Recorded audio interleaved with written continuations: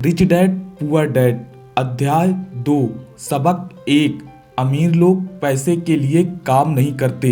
Daddy, क्या आप मुझे बता सकते हैं कि अमीर कैसे बना जाए? यह सुनते ही मेरे डैडी ने अपने शाम का अखबार नीचे रख दिया और पूछा, बेटे तुम अमीर क्यों बनना चाहते हो? क्योंकि आज जिमी की मम्मी अपनी नई कैडलिक कार में आई और वे लोग पिकनिक पर अपने समुद्र तट वाले घर पर जा रहे थे। जिमी अपने साथ अपने तीनों दोस्तों को ले गया, परंतु माइक और मुझे नहीं ले गया। उसने हमसे यह कहा कि वह हमें इसलिए नहीं ले जाएगा क्योंकि हम लोग गरीब बच्चे थे। उसने ऐसा कहा। डैडी ने अविश्वास से पूछा, हाँ बिल्कुल ऐसा, मैंने दर्द भरी आवाज़ में कहा। डैडी ने अपना सिर हिलाया, नाक तक चश्मे को चढ़ाया और फिर अखबार पढ़ने लगे। मैं उनके जवाब का इंतजार करता रहा। यह 1956 की बात है, तब मैं 9 साल का था। किस्मत की बात थी कि मैं उसी पब्लिक स्कूल में जाता था जिसमें अमीर लोगों के बच्चे पढ़ते थे। हम शुगर प्लांटेशन के कस्बे में रहते थे। प्लांटेशन के मैनेजर और कस्बे के बाकी अमीर लोग जैसे डॉक्टर, बिजनेसमैन और बैंकर अपने बच्चों को पहली क्लास से 6ठी क्लास तक इसी स्कूल में भेजते थे। 6ठी के क्लास के बाद बच्चों को प्राइवेट स्कूल में भेजा जाता था। अगर मेरा परिवार सड़क के दूसरे छोर पर रह रहा होता तो मुझे अलग तरह के स्कूल में भेजा जाता जहां मेरे जैसे परिवारों के बच्चे पढ़ते थे। 6ठी क्लास के बाद इन बच्चों की तरह मैंने भी पब्लिक इंटरमीडिएट और हाई स्कूल किया होता, क्योंकि उनकी ही तरफ मेरे लिए भी प्राइवेट स्कूल में जाना संभव नहीं था। मेरे डैडी ने आखिर अखबार को रख दिया। मुझे पता था कि वे सोच रहे थे। उन्होंने धीमे से शुरुआत की, अगर तुम अमीर बनना चाहते हो तो तुम्हें पैसे बनाना सीखना चाहिए। मैंने पूछा, मैं पैसा किस तरह से बनाना सीख सकता हूँ? अपने दिमाग के इस्तेमाल से उन्होंने मुस्कुराते हुए कहा, जिसका असली मतलब यह था, बस मैं तुम्हें इतना ही बता सकता हूँ, मैं इसका जवाब नहीं जानता हूँ, इसलिए मुझे तंग मत करो। एक साझेदारी हुई। अगली सुबह मैंने अपने सबसे अच्छे दोस्त माइक को अपने डैडी की बातें बताई। जहाँ तक मुझे याद है उस स्कूल में मैं और माइक 2 ही गरीब बच्चे थे। माइक भी मेरी ही तरह था, क्योंकि वह भी किस्मत की वजह से उस स्कूल में था। ऐसा लगता था जैसे किसी ने कस्बे में स्कूलों की सरहदें तय कर दी थी और इसी कारण हम लोग अमीर बच्चों के स्कूल में पढ़ रहे थे। सच कहा जाए तो हम लोग गरीब नहीं थे, परंतु हमें ऐसा लगता था क्योंकि बाकी सभी बच्चों के पास नए बेसबॉल ग्लव्स, नई साइकिलें और हर चीज़ नई होती थी। मम्मी और डैडी ने हमें ज़रूरत की सभी चीज़ें दी थी, जैसे खाना, घर, कपड़े, लेकिन इससे ज़्यादा कुछ नहीं। मेरे डैडी कहा करते थे, अगर तुम्हें कोई चीज़ चाहिए तो उसके लिए काम करो। हमें बहुत सी चीज़ें चाहिए थी, लेकिन 9 साल के बच्चे के करने के लिए ज़्यादा काम मौजूद नहीं थे। माइक ने पूछा, तो पैसा कमाने के लिए हमें क्या करना चाहिए? मैं नहीं जानता था, मैंने कहा, लेकिन क्या तुम इस काम में मेरे पार्टनर बनना चाहते हो? वह राजी हो गया और उस शनिवार की सुबह माइक मेरा पहला बिजनेस पार्टनर बन गया। हम दोनों पूरी सुबह यही सोचते रहे कि पैसा किस तरह कमाया जाए। कभी कभार हम उन बेफिक्र बच्चों के बारे में बातें करते रहे जो जिमी के समुद्र तट वाले घर पर मजे कर रहे होंगे। इससे थोड़ी चोट पहुंचती थी, परंतु यह चोट अच्छी थी क्योंकि इसने हमें यह सोचने के लिए प्रेरित किया कि पैसे कैसे कमाया जाए। आखिरकार उस दोपहर को हमारे दिमाग में बिजली कौंध गई। यह एक ऐसा विचार था जो माइक ने किसी विज्ञान की किताब में पढ़ा था। रोमांचित होकर हमने अपने हाथ मिलाए और पार्टनरशिप के पास अब एक बिजनेस था। अगले कुछ हफ्तों तक मैं और माइक आसपास के इलाके में दौड़ भाग करते रहे। हम दरवाजों पर दस्तक देते थे और पड़ोसियों से कहते थे कि वे अपने इस्तेमाल किए हुए टूथपेस्ट ट्यूब हमारे लिए रख लें। हैरत में हमें देखते हुए ज़्यादातर लोगों ने मुस्कुराकर हमारी बात मान ली। कुछ ने हमसे पूछा कि हमें टूथपेस्ट ट्यूब क्यों चाहिए। इसके जवाब में हमने कहा, हम आपको यह नहीं बता सकते, यह एक बिजनेस सीक्रेट है। सप्ताह गुजरते गए और मेरी माँ बहुत दुखी हो गई। अपने कच्चे माल को इकट्ठा करने के लिए हमने जो जगह चुनी थी वह उनकी वॉशिंग मशीन के ठीक पास थी। एक भूरे कार्डबोर्ड के डिब्बे में जिसमें कभी केचप की बोतलें रखी रहती थी। हमारे इस्तेमाल किए हुए टूथपेस्ट के ट्यूब की संख्या बढ़ने लगी। आखिर एक दिन माँ के सब्र का बांध टूट गया। पड़ोसिया के मुड़े तुड़े और इस्तेमाल किए हुए टूथपेस्ट ट्यूब्स को देखते देखते वे ऊब गई थी। उन्होंने पूछा, तुम लोग कर क्या रहे हो? और मैं यह नहीं सुनना चाहती कि यह एक बिजनेस सीक्रेट है। इस कचरे को साफ कर दो या मैं उसे उठाकर बाहर फेंक देती हूँ। माइक और मैंने उनके हाथ पैर जोड़े और उन्हें यह बताया कि जल्दी हमारा कच्चा माल पर्याप्त जमा हो जाएगा और फिर हम उत्पादन शुरू कर देंगे। हमने उन्हें बताया कि हम कुछ पड़ोसियों का इंतजार कर रहे थे ताकि वे अपने टूथपेस्ट के ट्यूब्स खत्म कर लें। माँ ने हमें 1 हफ्ते की मोहलत दे दी। उत्पादन शुरू होने की तारीख करीब आ गई। दबाव बढ़ चुका था। हमारे वेयर हाउस के मालिक यानी मेरी माँ ने हमारी पहली पार्टनरशिप कंपनी की जगह वाली खाली करने का नोटिस थमा दिया था। अब माइक का काम यह था कि वह पड़ोसियों को अपने टूथपेस्ट जल्दी खत्म करने के लिए कहे और साथ में यह भी जोड़ दे कि दांत के डॉक्टरों का कहना है कि दिन में कई बार ब्रश करना चाहिए। मैं उत्पादन की प्रक्रिया को ठीक ठाक करने में जुट गया। एक दिन मेरे डैडी अपने दोस्त के साथ कार में बैठकर पोर्च में आए और उनके आश्चर्य का ठिकाना नहीं रहा जब उन्होंने यह 9 साल के 2 बच्चों की उत्पादन की प्रक्रिया में पूरी गति से जुटे देखा। हर जगह बारीक सफ़ेद पाउडर बिखरा हुआ था। एक लंबी मेज पर स्कूल से लाए गए दूध के छोटे कार्टन थे और हमारे परिवार की हिमाचीकृत लाल दहकते कोयलों के साथ अधिकतम गर्मी पर जल रही थी। डैडी सावधानी से चलकर हमारे करीब आए। क्योंकि हमारे उत्पादन की प्रक्रिया ने पोर्च पर कब्जा कर लिया था, इसलिए उन्हें कार बाहर ही खड़ी करनी पड़ी। जब मैं और उनके दोस्त पास आए तो उन्होंने कोयलों के ऊपर रखा एक स्टील का बर्तन देखा जिसमें टूथपेस्ट के ट्यूब पिघल रहे। उन दिनों टूथपेस्ट प्लास्टिक के ट्यूब्स में नहीं आते थे, ट्यूब शीशे के बने होते थे। एक बार पेंट जल जाने पर हम ट्यूब्स को स्टील के बर्तन में डाल देते थे ताकि वह पिघलकर द्रव रूप में आ सके। इस पिघले हुए शीशे को हम छोटे छेद वाले दूध के कार्टनों में डाल रहे थे। दूध के इन कार्टनों में प्लास्टर ऑफ पेरिस भरा था। इस तरह पहला सफ़ेद पाउडर प्लास्टर ही था जिसने हमने पानी में मिलाया था। जल्दबाजी में मैंने उसके बैग को गिरा दिया और पूरी ज़मीन ऐसी लग रही थी कि जैसे यहाँ अभी अभी बर्फ़ का तूफान आया हो। दूध के कार्टन बाहरी बक्से थे जिसके भीतर प्लास्टर ऑफ पेरिस के सांचे थे। मेरे डैडी और उनके दोस्त हमें देखते हुए और हमें पिघले हुए शीशे को प्लास्टर ऑफ पेरिस के क्यूब के ऊपर से छोटे से छेद में डालते रहे। संभलकर मेरे डैडी ने कहा। मैंने बिना सुर उठाए हामी भर दी। आखिरकार जब शीशे को डालने का काम खत्म हो गया तो मैंने स्टील के बर्तन को नीचे रख दिया और फिर अपने डैडी की तरफ देखकर मुस्कुराया। उन्होंने हल्की मुस्कान के साथ पूछा, तुम लोग क्या कर रहे हो? हम वही कर रहे हैं जो आपने हमें बताया था। हम अमीर बनने जा रहे हैं। मैंने कहा, हाँ। माइक ने सिर हिलाते हुए और मुस्कुराते हुए कहा, हम दोनों पार्टनर हैं। डैडी ने पूछा, और इन प्लास्टर के सांचों में क्या है? देखिए, मैंने कहा, इसमें एक बहुत अच्छी चीज़ है। छोटे हथौड़े से मैंने सील को ठोका जिससे बाहरी खोल टूट गया। सावधानी से मैंने ऊपर के आधे प्लास्टर को हटाया और जस्ते का एक सिक्का बाहर गिर गया। हे भगवान, मेरे डैडी ने कहा, तो तुम लोग जस्ते के सिक्के ढाल रहे थे? बिल्कुल सही, माइक ने कहा, हम वही कर रहे थे जैसा आपने हमसे कहा था कि हम पैसा बना रहे थे। मेरे डैडी के दोस्त जोर से हंसने लगे। मेरे डैडी को मुस्कुराते और उन्होंने अपना सिर हिलाया और उनके सामने आग और टूथपेस्ट की ट्यूब्स के बक्से के साथ सफ़ेद धूल में लिपटे हुए 2 बच्चे खड़े थे जो इस कान से उस कान तक खुलकर मुस्कुरा रहे थे। उन्होंने हमसे कहा कि हम सब कुछ छोड़कर उनके साथ चलें और घर के सामने वाली सीढ़ी पर बैठे। मुस्कुराते हुए उन्होंने हमें जालसाजी शब्द का मतलब समझाया। हमारे सपने धराशायी हो गए थे। तो आपका मतलब है कि यह गैर कानूनी है? माइक ने कांपती आवाज़ में पूछा। छोड़ो भी, डैडी के दोस्त ने कहा। हो सकता है कि बच्चे अपनी जन्मजात प्रतिभा को विकसित कर रहे हों। मेरे डैडी उन्हें घूरते रहे। हाँ, यह गैर कानूनी है, डैडी ने नरमी से कहा, परंतु तुम लोगों ने यह साबित कर दिया कि तुम में बहुत ज़्यादा रचनात्मक और मौलिक विचार है। इसी तरह आगे बढ़ते रहो, मुझे तुम पर गर्व है। निराश होकर माइक और मैं तकरीबन 20 मिनट तक चुपचाप अपना सिर पकड़कर बैठे रहे। इसके बाद हमने सारा अटाला साफ करना शुरू किया। पहले ही दिन हमारा बिजनेस चौपट हो गया था। पाउडर साफ करते हुए मैंने माइक की ओर देखा और कहा, मुझे लगता है जिमी और उसके दोस्त ठीक कहते हैं, हम सचमुच गरीब हैं। जब मैंने यह कहा तब डैडी बस जाने ही वाले थे। बच्चों, उन्होंने कहा, तुम गरीब तभी कहलाओगे जब तुम लोग हार मान लोगे।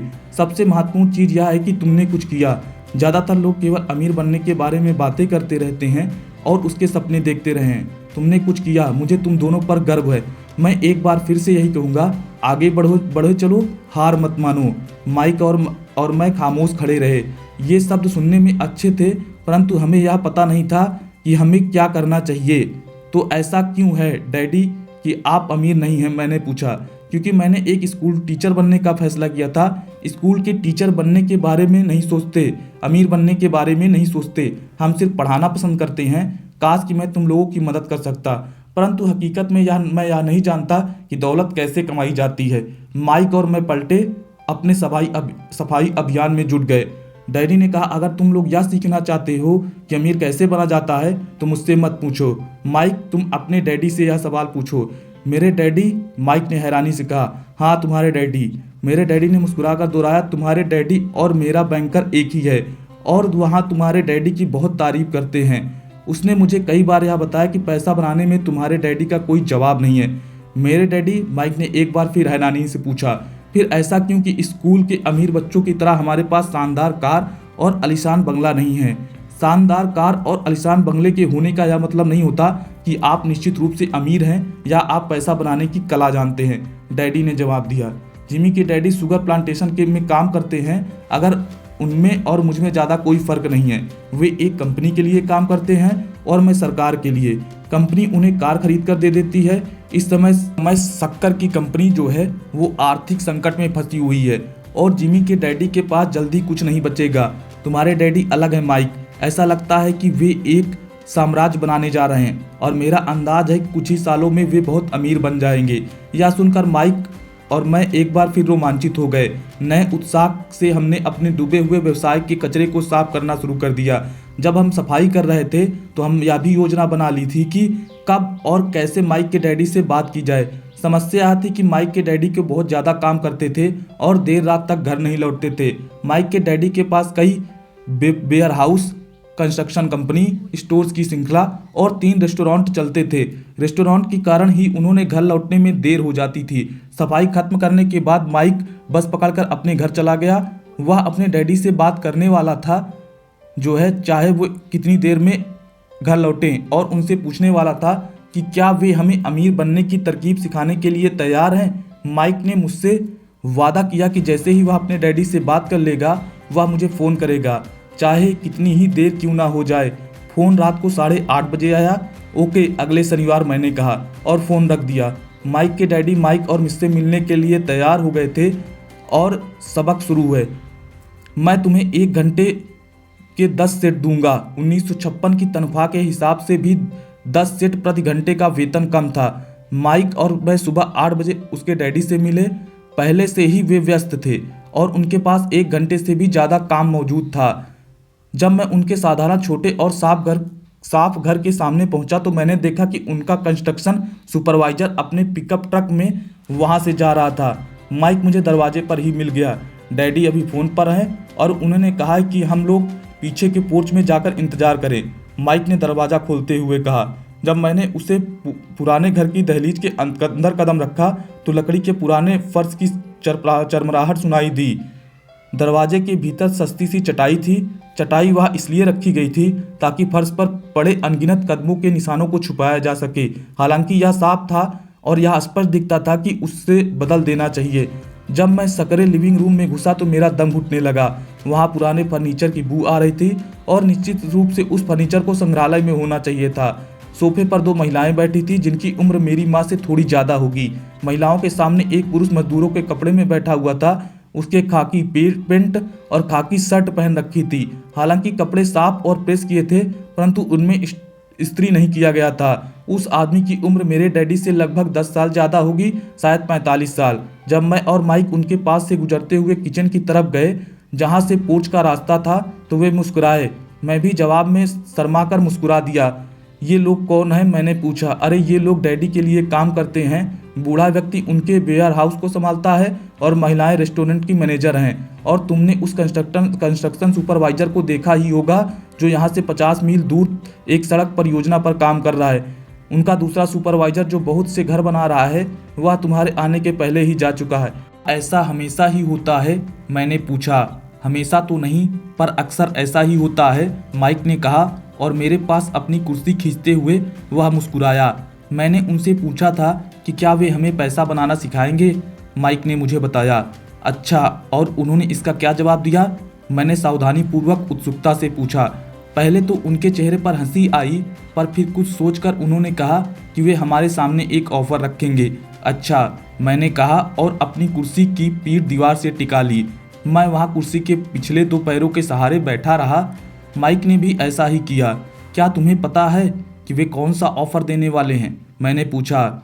नहीं, पर हमें जल्दी ही इसका पता चल जाएगा। अचानक माइक के डैडी उस पुराने दरवाजे से घुसकर पोर्च में दाखिल हुए। माइक और मैं अपने पैरों पर कूद गए, आदर के कारण नहीं बल्कि इसलिए कि हम चौंक गए थे। तो बच्चों तैयार?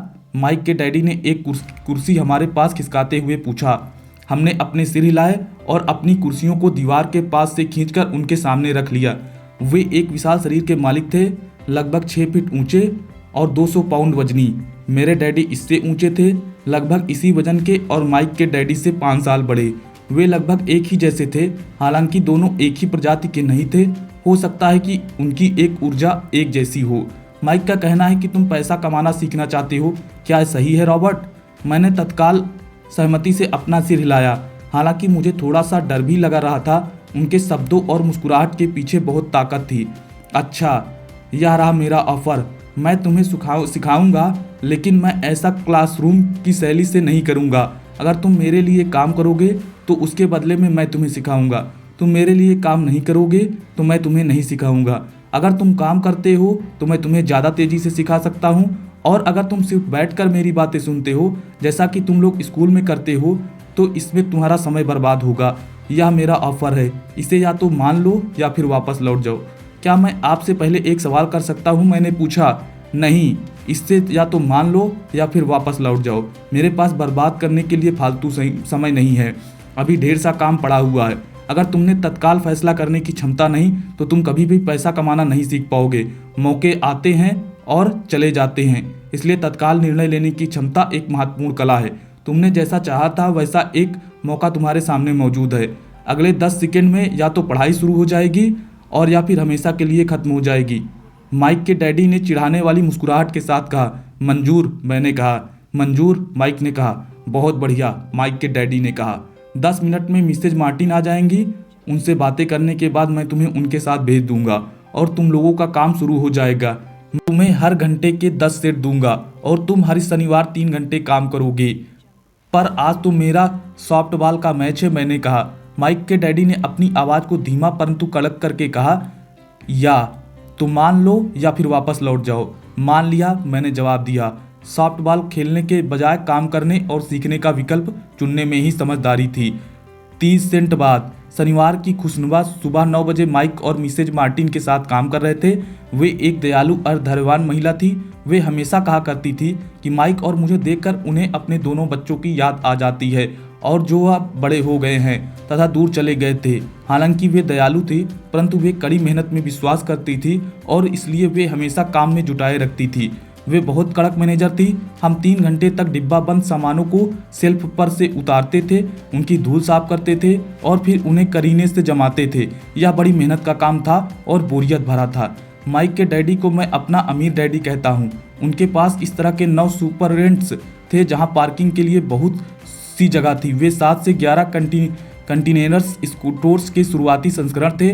पड़ोस के जनरल स्टोर जहां लोग दूध, ब्रेड, बटर और सिगरेट जैसी चीजें खरीदते थे। समस्या यह थी कि हवाई में एयर कंडीशनिंग नहीं थी और गर्मी के कारण स्टोर्स अपना दरवाजा बंद नहीं कर सकते थे। स्टोर के दोनों ओर दरवाजों को पूरा खुला रखा जाता था ताकि सड़क और पार्किंग की जगह सामने दिखती रहे। जब भी कोई कार पार्किंग में आती थी तो उसके पास धूल का गुबार भी आता जाता था जो स्टोर में घुसकर डिब्बों पर जम जाता था। इसलिए हम लोगों की नौकरी तभी तक चलती जब तक कि वे एयर कंडीशनिंग नहीं हो जाती। 3 हफ्तों तक माइक और मैं मिसेज मार्टिन के पास जाकर 3 घंटे तक काम करते रहे। दोपहर तक हमारा काम खत्म हो जाता था और वे हमसे हर क्षण एक हाथ में 3 छोटे सिक्के डाल देती थी। उस समय 50 के दशक में 9 साल की उम्र में भी 30 सेंट कमाने में कोई खास खुशी नहीं थी। तब कॉमिक्स की किताब 10 सेंट हुआ करती थी, इसलिए मैं अपनी कमाई की कॉमिक्स पर खर्च कर देता था और घर लौट जाता था। चौथे हफ्ते के बुधवार तक मैंने काम छोड़ने का मन बना लिया था। मैं सिर्फ इसलिए काम करने के लिए तैयार हुआ था क्योंकि मैं माइक के डैडी से पैसा कमाना सीखना चाहता था। इसलिए मैं 10 सेंट प्रति घंटे की गुलामी कर रहा था। और सबसे बड़ी बात यह थी कि उससे पहले शनिवार के बाद मैंने माइक के डैडी को देखा तक नहीं था। मैं काम छोड़ रहा हूँ, मैंने लंच के समय माइक से कहा। स्कूल लंच बड़ा निराशाजनक था, स्कूल भी उबाऊ था और अब तो मेरे पास शनिवार भी नहीं थे जिसके मैं इंतजार कर सकूं। परंतु 30 सेंट के कारण मुझे धक्का पहुंचा था। इस बार माइक मुस्कुराया। तुम किस बात पर हंस रहे हो? मैंने गुस्से और कुंठा से पूछा।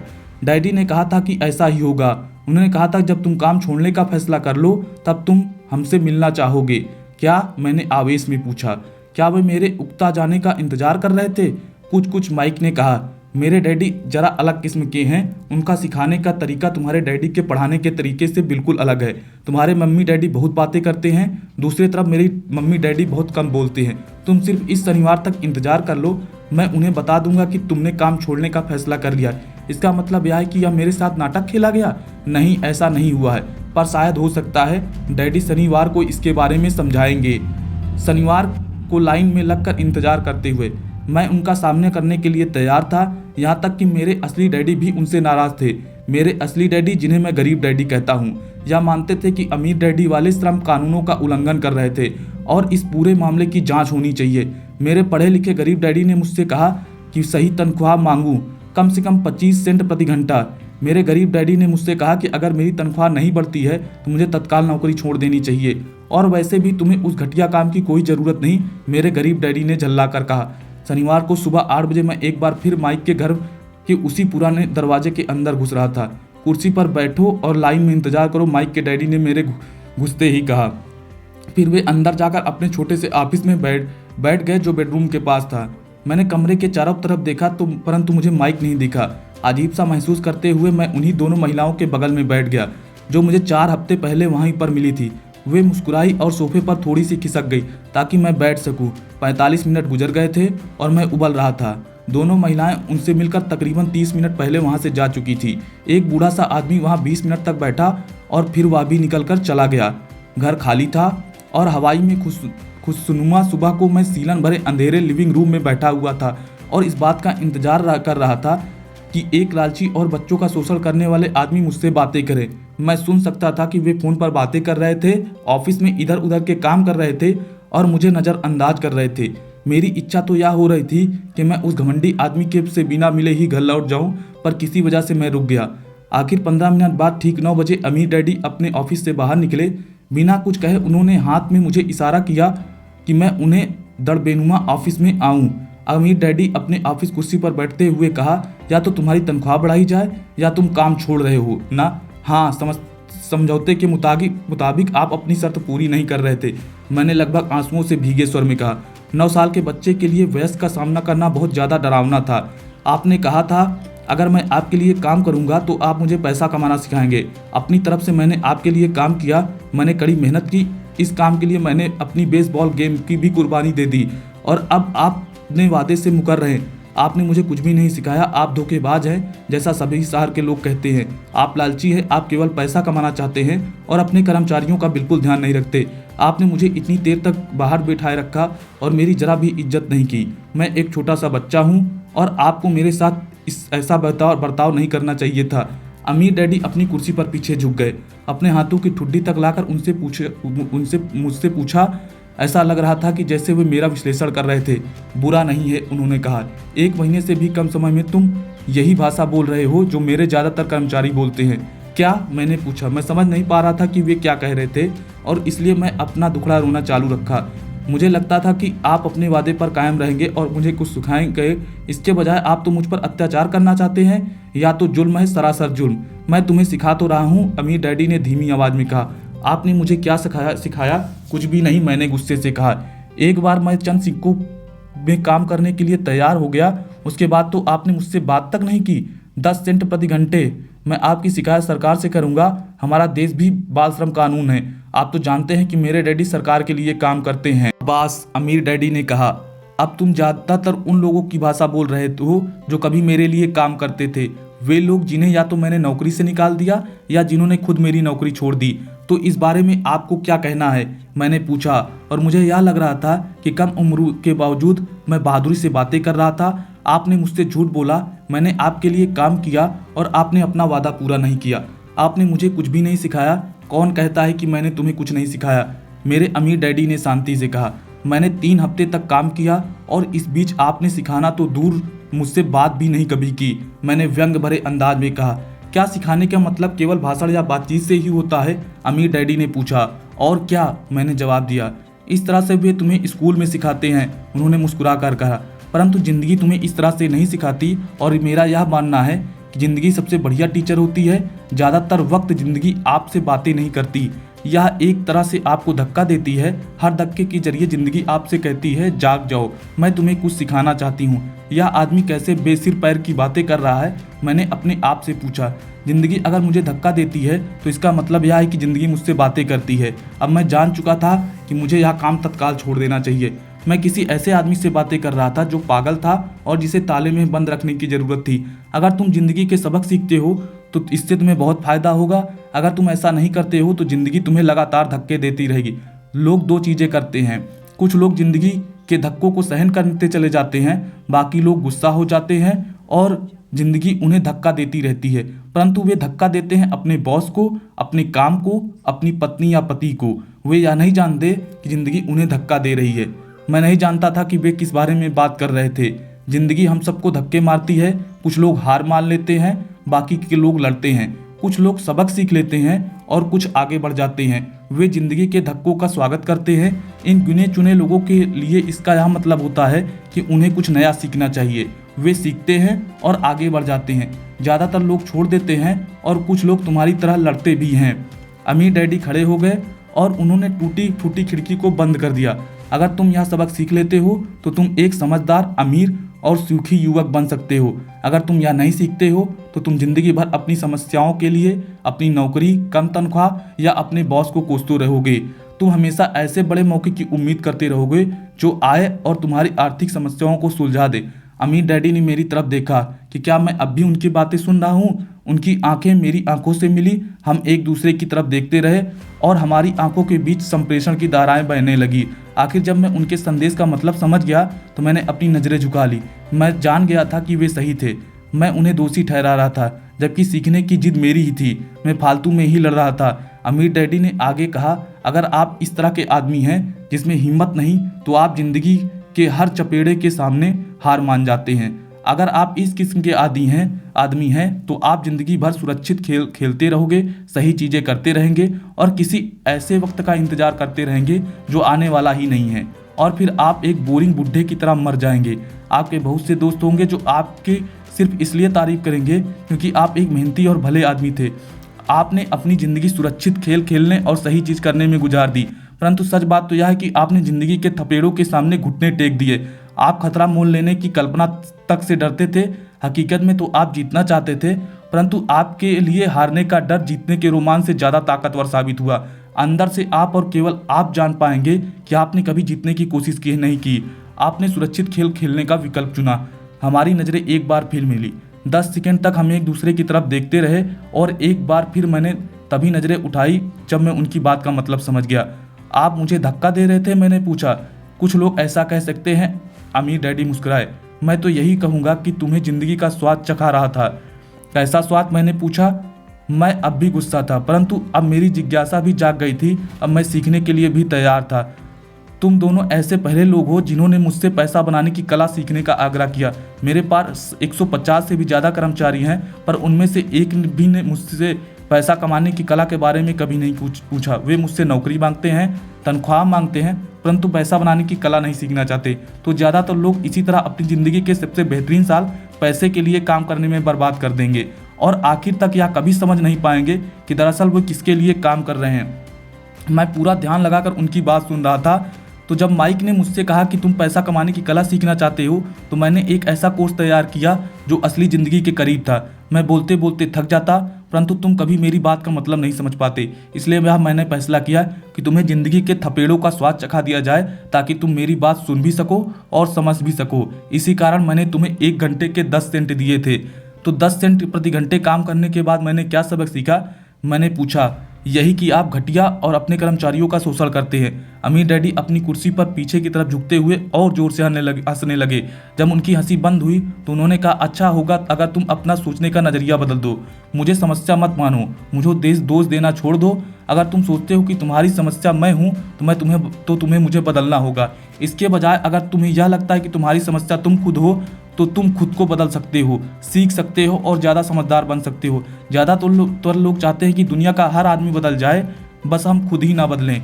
मैं तुम्हें यह बता दूं कि किसी दूसरे को बदलने से ज़्यादा आसान यह है कि हम खुद को बदल दें। मैं आपकी बात ठीक से समझ नहीं पाया। मैंने कहा, अपनी समस्याओं के लिए मुझे दोष देना छोड़ दो। अमीर डैडी ने अधीरता से पूछा, पर आपने मुझे सिर्फ 10 सेंट प्रति घंटे का ही वेतन दिया, तो तुमने क्या सीखा? अमीर डैडी ने मुस्कुरा पूछा। यही कि आप घटिया हैं, मैंने शरारत भरी मुस्कान के साथ कहा। अच्छा, तो तुम यह सोचते हो कि समस्या मैं हूँ? अमीर डैडी ने कहा। वो तो आप ही हैं। खैर, इसी तरीके से सोचते रहो और तुम जिंदगी भर कुछ नहीं सीख पाओगे। अगर तुम्हारा नज़रिया यही है कि समस्या मैं हूँ तो तुम्हारे पास क्या विकल्प रह जाते हैं? अगर आप मेरी तनख्वाह नहीं बढ़ाते तो मुझे ज़्यादा इज्जत नहीं देते तो मैं काम छोड़कर चला जाऊँगा। ठीक कहा, अमीर डैडी ने कहा। और ज़्यादातर लोग यही करते हैं, वे काम छोड़कर चले जाते हैं और दूसरी नौकरी की तलाश करते हैं जहां उन्हें बेहतर मौके और ज़्यादा अच्छी तनख्वाह मिले। उन्हें यह गलतफहमी होती है कि नई नौकरी या ज़्यादा तनख्वाह से उनकी समस्या सुलझ सकती है। ज़्यादातर मामलों में ऐसा नहीं होता। तो समस्या किस तरह से सुलझ सकती है, मैंने पूछा। 10 सेंट प्रति घंटे के हिसाब से तनख्वाह लेकर मुस्कुराते हुए अमीर डैडी मुस्कुराए। यही बाकी के लोग करते हैं। वे यह जानते हुए भी कि कम तनख्वाह में काम करते हैं क्योंकि नौकरी छूट जाने पर उनका और उनके परिवार का पेट कैसे भरेगा, इसलिए मन महसूस कर वे नौकरी करते हैं और यह सोचकर तनख्वाह बढ़ने का इंतजार करते हैं कि ज़्यादा पैसे आने से समस्या सुलझ जाएगी। ज़्यादातर लोग ऐसा सोचते हैं और कड़ी मेहनत करते हुए दूसरी नौकरी भी कर लेते हैं, परंतु उससे भी उन्हें तनख्वाह कम ही मिलती है। मैं फर्श को घूरता रहा। अब मैं अमीर डैडी के सबक को समझने लगा। मुझे यह एहसास हो गया था कि यह जिंदगी का स्वाद है। आखिरकार मैंने ऊपर की ओर देखा और अपना सवाल दोहराया, फिर यह समस्या किस तरह से सुलझेगी? इस सवाल के जवाब में अमीर डैडी ने मुझसे वह बेशकीमती नज़रिया दिया जो उन्हें अपने कर्मचारियों और मेरे गरीब डैडी से अलग करता था और जिसके बदौलत वे हवाई के सबसे अमीर आदमी बनने वाले थे, जबकि मेरे पढ़े लिखे और गरीब डैडी जिंदगी भर पैसे की तंगी से जूझने वाले थे। यह एक अद्भुत नज़रिया था जिसने मेरी जिंदगी का नक्शा ही बदल दिया। अमीर डैडी के बार बार मुझे यह नज़रिया याद दिलाया जिससे मैं पहला सबक कहूँगा। गरीब और मध्यवर्गीय लोग पैसे के लिए काम करते हैं, अमीरों के लिए पैसा काम करता है।